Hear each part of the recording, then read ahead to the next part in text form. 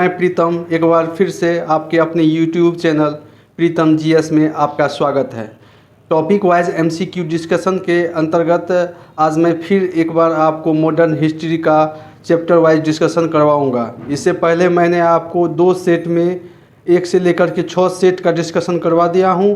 अब 7वां टेस्ट का सेट का मैं विस्तार पूर्वक डिस्कशन करवाऊंगा, जो कि आपको आने वाले परीक्षा में काफ़ी लाभ होगा। तो चलिए सीधे आपको 7वां सेट पर ले चलता हूं। 7वां सेट का पहला प्रश्न है, सूची 1 को सूची 2 से सुमेलित करना। कि प्रथम आंग्ल मैसूर युद्ध, उसके बाद यह कि द्वितीय आंग्ल मैसूर युद्ध, तृतीय आंग्ल मैसूर युद्ध, चतुर्थ आंग्ल मैसूर युद्ध। इसमें जो था अंग्रेज़ का कौन सा जनरल था? तो प्रथम आंग्ल मैसूर युद्ध में जो था जनरल स्मिथ था। ठीक है। द्वितीय आंग्ल मैसूर युद्ध में जो था जनरल आयरकुट था।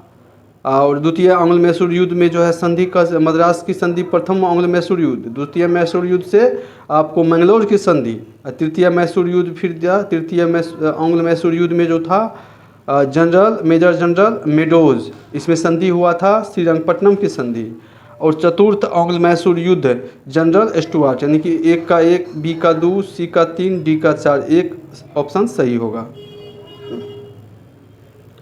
प्रश्न 2 में दिया कि हैदर अली की मृत्यु 1782 ईस्वी में किस युद्ध के दौरान हुई थी? प्रथम आंग्ल मैसूर युद्ध, द्वितीय, तृतीय या चतुर्थ?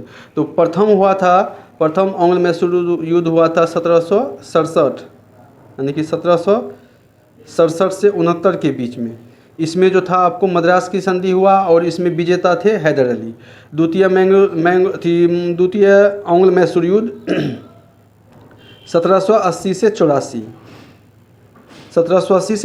इसमें संधि हुआ था मैंगलोर की संधि और इस युद्ध के विजेता थे अंग्रेज। और इसी युद्ध के दौरान जो था हैदर अली की मृत्यु हो गई थी। इसका सही उत्तर होगा बी। प्रश्न 3 में दिया, द्वितीय आंग्ल मैसूर युद्ध को बंद करने के लिए टीपू सुल्तान तथा अंग्रेज़ों के मध्य मंगलौर की संधि 1784 ईस्वी में हुई। इस संधि पर अंग्रेज़ों की ओर से हस्ताक्षर करने वाले मद्रास के गवर्नर का नाम क्या था? तो ए में दिया लॉर्ड हैरिस, बी में लॉर्ड हैमिल्टन, सी में लॉर्ड मैकर्नी और डी में लॉर्ड स्टीफेंसन। तो इसका सही उत्तर होगा लॉर्ड मैकर्नी, ऑप्शन सी सही होगा। प्रश्न 4 में दिया है, द्वितीय आंग्ल मैसूर युद्ध के समय गवर्नर जनरल कौन था? Warren Hastings. द्वितीय आंग्ल मैसूर युद्ध कब हुआ था? 1780 से 84। इस समय में जैसे कि हमको पता है कि 1780 और 1784 के बीच था गवर्नर जनरल वॉरेन हेस्टिंग्स का कार्यकाल था। सर जॉन शोर को बंगाल का शेर बोलते हैं। और लॉर्ड कॉर्नवालिस के काल में जो था अस्थाई बंदोबस्त लागू किया गया था। और बेलेजिली के शासनकाल में राज्य जो है इसमें जो था आपको सहायक संधि किया गया था। तो सही उत्तर होगा इसका ऑप्शन ए। प्रश्न 5 में दिया है, टीपू सुल्तान तथा कॉर्नवालिस के बीच 1792 ईस्वी में श्रीरंगपट्टनम की संधि हुई। इसके तहत क्या था? टीपू को अपना आधा राज्य अंग्रेज़ों को देना पड़ा, ये सही है। 2 में टीपू को 3 करोड़ रुपया का युद्ध क्षति के रूप में देना पड़ा, ये भी सही है। 3 में ब्रिटिश रेजिडेंट को श्रीरंगपट्टनम में स्थापित करना पड़ा, नहीं, ये गलत है। 4 में अपने 2 बेटों को बंधक स्वरूप अंग्रेज़ों के पास रखना स्वीकार करना पड़ा, ये भी सही है। तो 1 2 4 सही है, ऑप्शन सी सही है। प्रश्न 6 में दिया है कि टीपू सुल्तान ने अंग्रेज़ों को निष्कासित करने के लिए निम्न में से किन देशों के साथ संपर्क स्थापित किया था? 1 में फ्रांस सही है, 2 में अरब सही है, 3 में अफगानिस्तान से भी मदद लिया था, 4 में मॉरिशस से भी मदद लिया था, 5 में तुर्की, यानी कि सभी से मदद लिया था। 1 2 3 4 5, ऑप्शन डी। प्रश्न 7 में दिया है, टीपू सुल्तान के संबंध में कथनों पर विचार कीजिए। टीपू ने एक नया कैलेंडर या पंचांग लागू किया था, ये सही है। टीपू ने सिक्कों ढलाई की एक नई प्रणाली शुरुआत की थी, ये भी सही है। टीपू ने माप तोल के लिए नए पैमाने को अपनाया, ये भी सही है। 4 में फ्रांसीसी क्रांति 1789 की सफलता से प्रभावित होकर उसने श्रीरंगपट्टनम में जैकोबिन क्लब की स्थापना की, ये भी सही है। तथा अपने को नागरिक टीपू विहित करने निम्न कथनों पर से कौन से सही हैं? तो ये सभी सही हैं, 1 2 3 4। प्रश्न 8 में दिया हुआ कि तृतीय आंग्ल मैसूर युद्ध के दौरान टीपू के विरुद्ध चतुर्पक्षीय संयुक्त मोर्चा में कौन शामिल था? त्रावणकोर, निजाम, मराठा, अंग्रेज। त्रावणकोर, निजाम, फ्रांसीसी। फ्रांसीसी नहीं होगा। रुहेलखंड नहीं होगा। रुहेलखंड नहीं होगा। तो इसका सही उत्तर होगा त्रावणकोर, निजाम, मराठा और अंग्रेज। ऑप्शन ए सही है। प्रश्न 9 में दिया हुआ कि चतुर्थ आंग्ल मैसूर युद्ध 1799 के संबंध में इन कथनों पर विचार कीजिए। 1, इस युद्ध के दौरान टीपू सुल्तान की मृत्यु हो गई। बिल्कुल सही है। इस युद्ध में अंग्रेज़ों की पूर्ण विजय हुई और मैसूर के अधिकांश प्रदेशों का अंग्रेजी राज में विलय हो गया। ये भी बिल्कुल सही है। वाडियार वंश के एक बालक कृष्ण द्वितीय को राजगद्दी पर बैठाकर मैसूर राज्य पर सहायक संधि लाद दी गई। ये भी सही है, यानी कि तीनों सही है। बिल्कुल सभी सही है।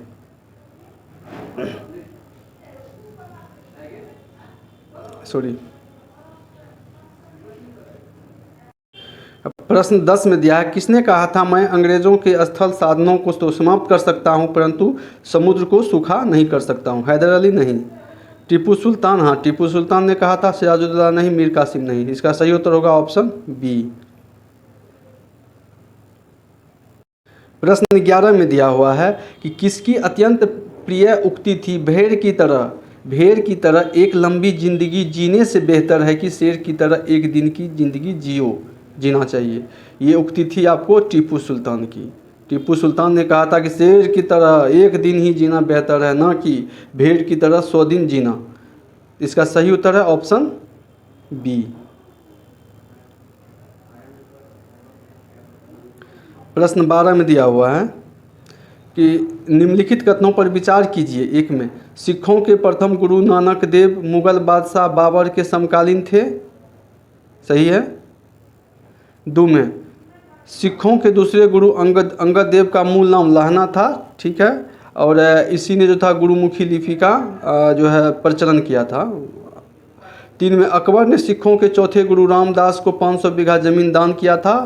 इसी पर जो है अभी वर्तमान अमृतसर बसा हुआ है। ठीक है। 4 में सिखों के 5वें गुरु अर्जुन देव ने अमृतसर में हर मंदिर की स्थापना की। ठीक है। और इसी ने गुरु ग्रंथ साहिब की रचना भी की थी। ठीक है। उसके बाद स्वर्ण मंदिर के नाम से की नींव रखी थी। ये चारों सही है। 1 2 3 4 सही है, सभी सही है। इसका सही उत्तर होगा 1 2 3 4 सभी इनमें से। प्रश्न 13 में किस सिख गुरु ने प्रत्येक सिख से दशांश 1/10 धार्मिक टैक्स कर वसूलना आरंभ किया एवं साधु वेश त्याग कर राशि वेश पहनना प्रारंभ किया? अर्जुन देव ने या हरगोविंद ने, तेग बहादुर ने या गुरु गोविंद सिंह ने? तो ये सही उत्तर होगा अर्जुन देव ने सभी सिख से 1/10 जो था अपने कमाई का जो है धार्मिक कर के रूप में वसूलना शुरू किया और साधु का वेश त्याग करके राशि यानी कि राशि वेश जो होता है वो पहनना प्रारंभ किया। तो सही उत्तर होगा ऑप्शन ए। प्रश्न 14 में निम्नलिखित में से किस पद्धति का प्रयोग वेलेस्ली ने अपने राजनीतिक उद्देश्यों को प्राप्त करने के लिए नहीं किया? दिया हुआ नहीं, ध्यान देना नहीं। सहायक संधि किया था, समामेलन ये भी किया था, युद्ध तो करबे किया था, धोखेबाजी नहीं होगा। ऑप्शन डी गलत है। प्रश्न 15 में दिया कि निम्नलिखित में से कौन से कथन सही हैं? सिखों के छठे गुरु हरगोविंद ठीक ने अकाल तख्त स्वर्ण मंदिर के विपरीत दिशा में की स्थापना की, अमृतसर की किलेबंदी की एवं सिखों को लड़ाकू बनाया। ये बिल्कुल सही है। 2 में हरगोविंद को अपने जीवन के अंतिम समय कश्मीर की पहाड़ियों में किरतपुर में बिताने पड़े। ये भी बिल्कुल सही है।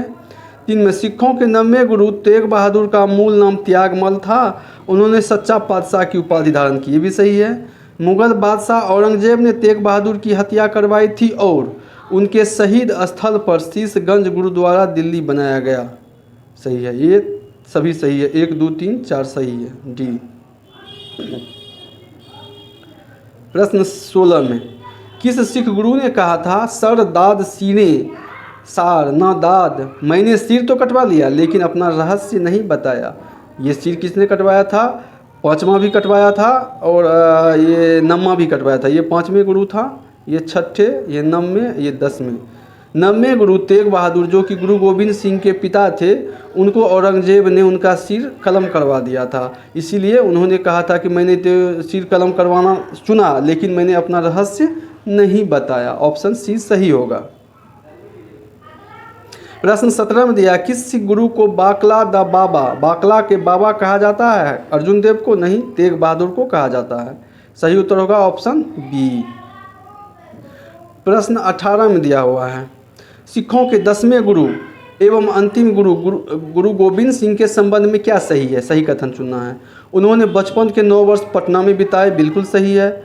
2 में मखोबल आनंदपुर में उन्हें गुरु निर्वाचित किया गया, ये भी सही है। 3 में उन्होंने 1699 ईस्वी में खालसा का आदेश दिया, खालसा पंथ की स्थापना किया, ठीक है। 4 में उन्होंने पाहुल प्रथा जाति बंधन को तोड़ते हुए एक कटोरे में सामूहिक अमृतपान एवं प्रसाद ग्रहण करने की प्रथा का प्रारंभ किया, सही है बिल्कुल। 1, 2, 3, 4 सभी सही हैं। प्रश्न 19 में दिया, गुरु गोविंद सिंह की रचनाएं 1 में दशम ग्रंथ, 2 में चंडी चरित्र, 3 में विचित्र चरित्र और 4 में जफरनामा, बिल्कुल सही, चारों हैं उनके रचना। प्रश्न 20 में दिया हुआ, किसने मुखलिसपुर में लोहगढ़ लाहगढ़ नामक मजबूत किला बनवाया? तेग बहादुर, गुरु गोविंद सिंह, बंदा बहादुर एवं रंजीत सिंह। तो इसका सही उत्तर होगा ये बंदा बहादुर बीरबंदा ने किया था। ऑप्शन इसका सी सही होगा। इस प्रकार से सेट 7 का मैंने 1 से 20 प्रश्नों का डिस्कशन करवाया। अब मैं आपको सेट 8 पर लिए चलता हूँ। सेट 8 का पहला प्रश्न है, किस मुगल बादशाह के आदेश पर बंदा बहादुर की हत्या की गई? ए में दिया बहादुर शाह प्रथम, फर्रुखसियार, मोहम्मद शाह और शाह आलम द्वितीय। इसका सही उत्तर होगा फर्रुखसियार, ऑप्शन बी सही होगा। प्रश्न 2 में दिया, सैनिक संगठन खालसा दल की स्थापना। प्रश्न को ध्यान से सुनना है, देखना है कि खालसा दल, खालसा पंथ नहीं, खालसा पंथ होगा तो गुरु गोविंद सिंह, लेकिन ये खालसा दल की स्थापना किसने की? तो एक कर्पूर सिंह, ऑप्शन बी सही होगा। प्रश्न 3 में दिया कि रंजीत सिंह ने अपने शासनकाल में अनेक विजयी युद्ध लड़े, उनके द्वारा विजित स्थानों को कालक्रम सजाइए। इसमें जो दिया हुआ था, 1 में लाहौर, अमृतसर, 3 में कांगड़ा, 4 में कश्मीर। तो इसका सही उत्तर होगा 1, 2, 3, 4।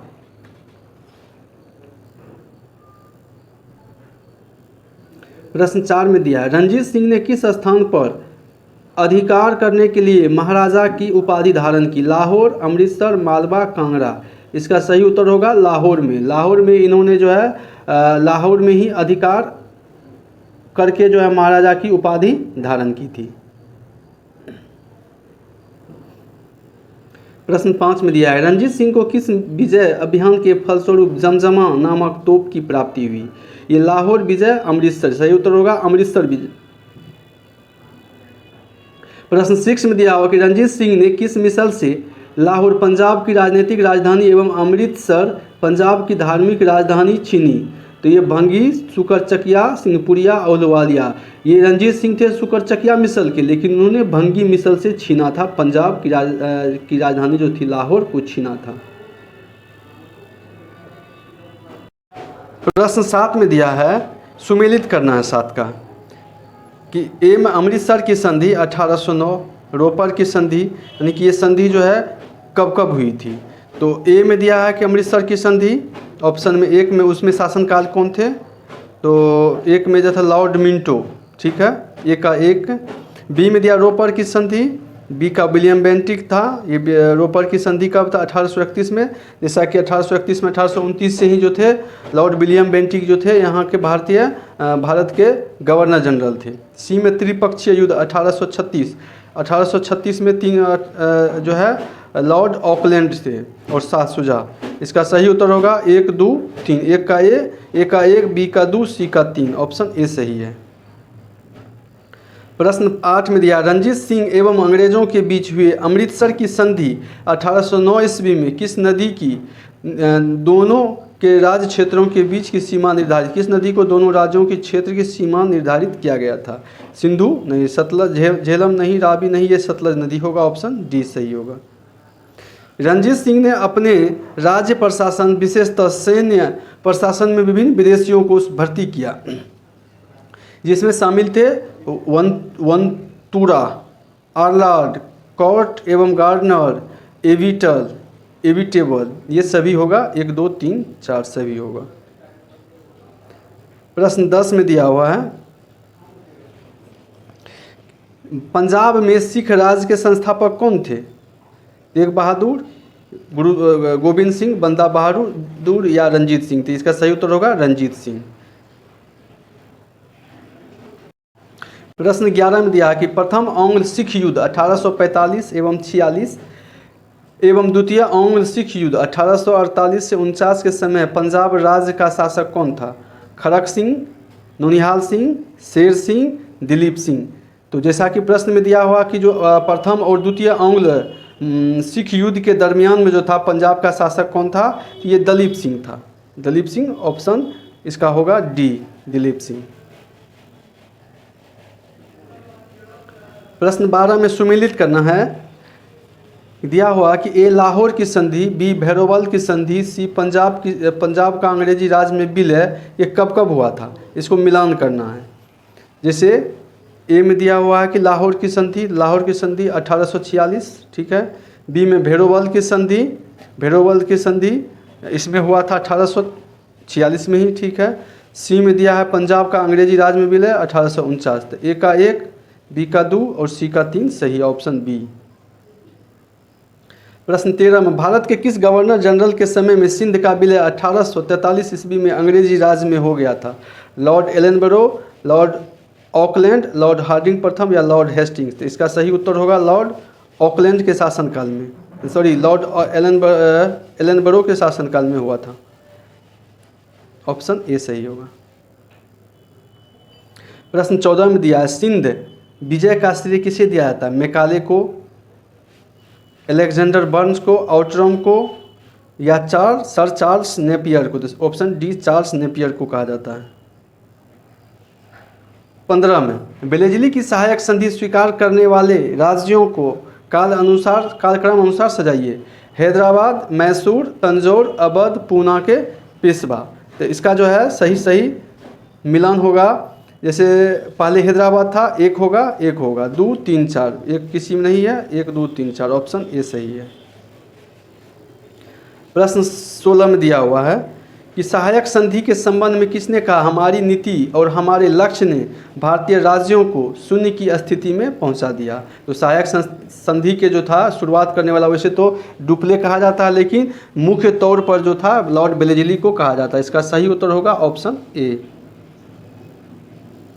प्रश्न 17 में दिया, सहायक संधि के संदर्भ में किसने कहा था, स्थानीय राजाओं का अस्तित्व उसी दिन समाप्त हो गया जिस दिन वे कंपनी द्वारा सुरक्षित बने या कंपनी ने उनकी सहायता की? ये लॉर्ड बेलेजली तो सहायक संधि के संस्थापक थे, ठीक है। ये कार्ल मार्क्स ने कहा था, कार्ल मार्क्स ने, यह जो कथन कार्ल मार्क्स का था। और लॉर्ड डलहौजी तो ये जो थे हड़प नीति के, डॉक्ट्रिन ऑफ लैप्स, डाक व्यवस्था, तार व्यवस्था, रेल व्यवस्था का शुरुआत किया था। टॉमस मुनरो ने रैयतबाड़ी व्यवस्था जो था तमिलनाडु में शुरू किया था। तो सही उत्तर होगा ऑप्शन बी। प्रश्न 18 में भारत में सहायक संधि का जन्मदाता, प्रश्न सहायक संधि का जन्मदाता का है, तो जन्मदाता होगा डुप्ले, लेकिन पूरे भारत में जो है बृहद स्तर पर सहायक संधि को लागू करने वाला था लॉर्ड बेलेजली। इसका सही उत्तर होगा ऑप्शन ए। प्रश्न 19 में सहायक संधि को सुनिश्चित एवं व्यापक स्वरूप किसने प्रदान किया? तो डुप्ले तो सहायक संधि के जन्मदाता थे, लेकिन लॉर्ड बेलेजली ने इसे व्यापक तौर पर जो है इसको स्वरूप प्रदान किया था। उत्तर बी सही होगा। प्रश्न 20 में मिलान करने के लिए दिया हुआ है कि सूची ए को सूची 2 से मिलान करना है। तो सूची ए को सूची 2 से, ए में दिया है पिंडारियों का दमन। तो पिंडारियों का दमन कब हुआ था कि इसके शासनकाल में हुआ था? तो एक लॉर्ड हेस्टिंग्स के शासनकाल में। तो ए का 1 किसी में नहीं है, तो इसका सही उत्तर होगा ऑप्शन ए। फिर बी में प्रथम एंग्लो बर्मा युद्ध कब हुआ था, उसके शासनकाल में कौन थे? तो लॉर्ड एमहर्स्ट। ठगों का दमन, सी में विलियम बेंटिक और स्टिलीमैन थे, कैप्टन स्टिलीमैन थे। और दिया हुआ डी में मैकाले का शिक्षा नीति, इसमें भी विलियम बेंटिक थे। 1935 में मैकाले का शिक्षा नीति। तो इस प्रकार से हमने सेट 8 का जो है 1 से लेकर 20 प्रश्नों का विस्तार पूर्वक डिस्कशन करवाया। मैं अब आपको आज का आखिरी सेट 9वां सेट पर लिए चलता हूं। सेट 9 का पहला प्रश्न है, सुमेलित करना दिया है कि ये समाचार पर प्रतिबंध कौन होगा, Lord Dalhousie, Lord Auckland, Lord Hardinge, Charles Metcalfe. तो समाचार पत्रों का मुक्तिदाता कहा जाता है चार्ल्स मेटकॉफ को। तो ए का 4, ए का 1 नहीं होगा, ए का 4। बी में दिया हुआ प्रथम आंग्ल अफगान युद्ध के समय में शासक कौन था। प्रथम दिया कि समाचार पर बी में दिया है कि प्रथम आंग्ल अफगान युद्ध, उसमें जो था एक में लॉर्ड डलहौजी, लॉर्ड ऑकलैंड, इसका होगा लॉर्ड ऑकलैंड। ए का 4, बी का 2, ए का 4, बी का 2, ए का 4, बी का 2। इसमें ही केवल है, इसमें है, इसमें नहीं है, इसमें नहीं है। इस प्रकार से इसका ऑप्शन बी होगा। फिर सी में दिया हुआ है प्रथम आंग्ल सिख युद्ध, सी का दिया हुआ है प्रथम आंग्ल सिख युद्ध, सी का 3 दिया हुआ है, तो लॉर्ड हार्डिंग। इस प्रकार से इसका सही उत्तर होगा ऑप्शन बी। प्रश्न 2 में दिया कि गोद प्रथा पर प्रतिबंध लगाने वाला गवर्नर जनरल कौन था। इनमें दिया है लॉर्ड वेलेस्ली, ये इसने सहायक संधि, लॉर्ड डलहौजी, यही था गोद प्रथा पर प्रतिबंध लगाने वाला था लॉर्ड डलहौजी। तो गोद लेने का मतलब क्या होता है, अगर कोई शासक जो था उस शासक का कोई अगर वंश में कोई संतान पैदा नहीं हुआ था तो अगर वो गोद लेता था तो उस गोद लेकर के जो राजकुमार बनता था, राजा बनता था, तो इसी को जो लॉर्ड डलहौजी ने इस सिस्टम को ख़त्म कर दिया कि हाँ ठीक है, अगर आपके पास बेटा है, आपका अगर अपना बेटा है तो वो शासक बनेगा, लेकिन आप किसी को गोद ले लिए हैं उसको आप शासक नहीं बना सकते हैं। तो उनकी मृत्यु हो जाने के बाद उस राज को जो है अपने राज्य में मिला लिया जाता था। इसका सही उत्तर होगा ऑप्शन बी। प्रश्न 3 में दिया है कि लॉर्ड डलहौजी के जब्ती का सिद्धांत यानी कि गोद प्रथा पर प्रतिबंध के शिकार होने वाला राज्यों के कालक्रम अनुसार सजाइए। सतारा, संबलपुर, जैतपुर, बघात, उदयपुर, झांसी, नागपुर। इसका सही उत्तर होता है कि जैसे ही सतारा, तारा जैसे ही बघात में उदय हुई, झांसी नाच करने लगी। तारा जैसे जैतपुर, से संबलपुर, जैसे ही बघात में उदयपुर हुई, झांसी नाच करने लगी, ना से नागपुर, करने से करौली। तो तारा जैसे ही, तारा से हो गया सतारा, पहले बार सतारा होगा 1 नंबर पे। जैसे ही जैतपुर, संबलपुर, बघात में बघात, उदय हुई, झांसी नाच, नागपुर, करौली, करने से करौली। तो इस प्रकार 1 2 3 4 5 6 ऑप्शन ए सही होगा। प्रश्न 4 में सूची ए को सूची 2 से सुमेलित करना है। इसमें दिया है कि सुगोली की संधि कब हुआ था, 1816। ए का 1, ये नहीं होगा, ये नहीं होगा, ये नहीं होगा। ए का 1 प्रथम आंग्ल बर्मा युद्ध हुआ था 1824 से 26, सही है। सी में दिया हुआ द्वितीय आंग्ल बर्मा युद्ध 1856 यानी 1852, 26 दूनी 52, और तृतीय आंग्ल बर्मा युद्ध 1885 से 86, सही। यानी कि बी, ए का 1, बी का 2, सी का 3, डी का 4, ऑप्शन बी बिल्कुल सही है। प्रश्न 5 में दिया है निम्नलिखित कथनों पर विचार कीजिए। 1 में रॉबर्ट क्लाइव बंगाल के प्रथम गवर्नर जनरल थे, जनरल नहीं होगा, गवर्नर थे। विलियम बेंटिंक भारत के प्रथम गवर्नर जनरल थे, ये सही होगा। 2, 1 गलत है, 2 सही है, ऑप्शन बी सही होगा। पंजाब के राजा रणजीत सिंह की राजधानी कहाँ थी, ये लाहौर थी राजधानी। प्रश्न 7 में दिया है कि निम्नलिखित में से कौन सा एक दिल्ली में नादिर शाह के सैन्य अभियान की सफलता के लिए संभव कारण नहीं था। कमज़ोर मुगल सम्राट, ये तो था ही। उत्तर पश्चिम सीमांत में मजबूत रक्षा का अभाव, ये भी था। दिल्ली की रक्षा की तैयारी विलंब से शुरू हुई थी, ये भी था। और डी में दिया कि आक्रमण सेना द्वारा बेहतर सैन्य प्रौद्योगिकी का प्रयोग, नहीं, ये नहीं था। सैन्य प्रौद्योगिकी दोनों का लगभग समान था, इसका ये डी होगा। प्रश्न 8 में दिया है केरल के राजा मार्तंड वर्मा के बारे में कहा जाता है कि निम्नलिखित में से कौन सा कथन सत्य नहीं है। उसने त्रावणकोर पर शासन किया, ये सही है। उसने सामंतों का दमन किया, ये भी सही है। उसने मजबूत एवं आधुनिक सेना संगठित किया, ये भी सही है। उसने शांति बनाए रखने के लिए यूरोपीय अधिकारियों को रिश्वत दी। ये बिल्कुल गलत है, ये उन्होंने कोई रिश्वत नहीं दी, बल्कि अपने प्रशासनिक कुशलता के कारण जो है उसने अपने राज्य में शांति को कायम करवाया। प्रश्न 9 में दिया है, राज्य अपहरण नीति के बारे में निम्न में से कौन से कथन सही हैं? इसने भारतीय शासकों को कोई उत्तराधिकारी गोद नहीं लेने की अनुमति नहीं दी। ठीक है। शासक की मृत्यु के पश्चात इसने गोद लिए गए उत्तराधिकारी को शासक करने की अनुमति नहीं दी। ये सही है। किसी शासक की मृत्यु हो जाने के पश्चात इसने भारतीय राज्य का समामेलन अनिवार्य बना दिया, और ये भी सही है। इसने भारतीय राज्य का समामेलन अनिवार्य बना दिया यदि उत्तराधिकारी को गोद लिया जाना ब्रिटिश अधिकारी द्वारा अनुमोदित न हुआ हो। ये इसका जो है ए में, बी में,